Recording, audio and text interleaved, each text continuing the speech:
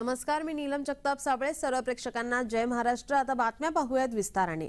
मनोज जरांगे लोणावळ्यामध्ये दाखल झाले आहेत. पुढच्या 24 तासात जरांगेंचा मोर्चा मुंबईच्या विशीवर निघणार आहे. जरांगेंचा आज नवी मुंबईत मुक्काम असेल. लोणावळ्यात मनोज जरांगे पाटील यांचे आगमन झाले, सभास्थळी दाखल झाले, परंतु अर्धा ते पाऊण तासांची विश्रांती घेऊन त्यानंतर जरांगे पाटील सभा घेणार आहेत. सभास्थळी मराठा बांधव दाखल झालेत. कडाक्याच्या थंडीने मराठा आंदोलक गारठले.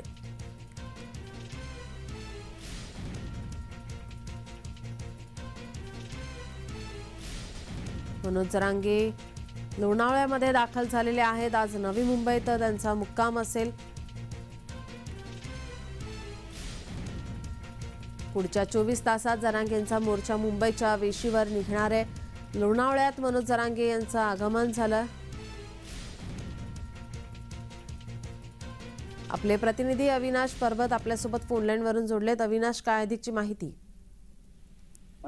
खरं तर काल रात्रीच मनोज जरांगे हे लोणावळ्यामध्ये पोहोचणार होते आणि तिथे त्यांचा मुक्काम देखील होता आणि त्याच ठिकाणी त्यांची सभा देखील आयोजित करण्यात आली होती. परंतु तब्बल 12 तासांहून अधिकचा वेळ यांना उशीर झालेला आहे. साधारण आज काही वेळापूर्वीच हे मनोज जरांगे लोणावळ्यामध्ये पोहोचलेले आहे. जे काल रात्री पोहोचणार होते ते आता काही वेळापूर्वी पोहोचलेले आहे. परंतु आता पोहोचले असले तरी देखील मनोज जरांगे यांनी काही वेळ विश्रांती करून सभेला संबोधित करणार आहे अशी माहिती आता सध्या समोर येत आहे.